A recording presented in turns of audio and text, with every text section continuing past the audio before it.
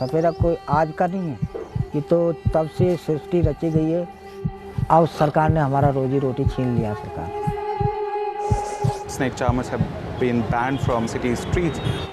The mouse that comes with the laptop or computer, I think that's what we are more known for than snake charmers nowadays. The world media has to show all aspects of Indian culture. I think it's history. तो हम तो ये कह रहे हैं कि साहब जब सपेरा जाति खत्म कर हिंदुस्तान को यही मिलता है तो हिंदुस्तान आगे बढ़ जाए। हम तो ठीक है, हम हिंदुस्तान के साथ ही, हिंदुस्तान की से अलग तो नहीं है, लेकिन हमारे लिए रोटी तो मिलनी चाहिए।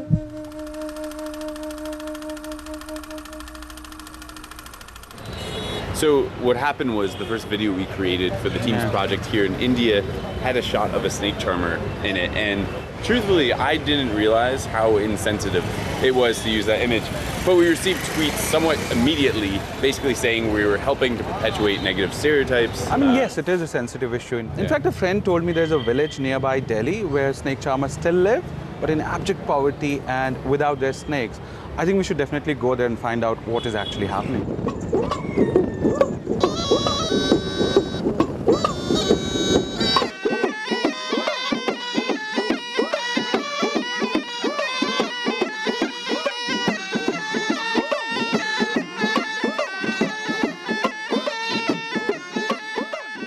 साहब जैसे जंगल में मिल गया या किसी के घर मकान में निकल आया, उसको पकड़ लिया।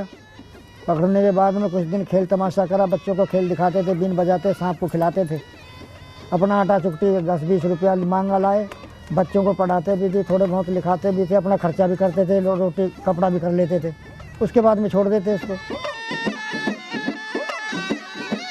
सांप का खेल हमारा ऐसा था साहब, ये हमारा रोजी रोटी थी।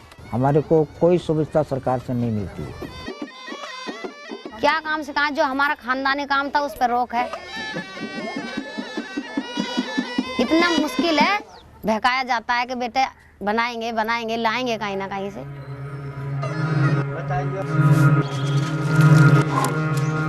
बच्चा उस नोबल पे आता है, मतलब 8वीं 9वीं 10वीं के बाद में आता है, तो उस पे जाति प्रमाण पत्र लगते हैं सबके लिए। तो जाति प्रमाण पत्र पे सरकार ने रोक लगा रखी है। हमारी जाति के कोई है ही नहीं ऊपर। One of the challenge which we are facing is that we have to keep our culture and we have to maintain with the pace of the modernization also. We have to change our identity also. We have to create a new brand, because the way India has been branded outside, that's the country of snake charmers. I think government has taken a right step, but at the same time I require that there is a need to resettle all these snake charmers to the different profession. Does the government have a responsibility to support these unwanted groups that once meant something to the nation culturally? I think definitely it is government's responsibility, and also as a society we all have this responsibility to ensure this change. It was basically about animal rights, and slowly we have started banning use of animals, wild animals, for entertainment. So that's why it has been done. So it's not that we were trying to rebrand. Things were actually changing on the ground, and it was part of that change process.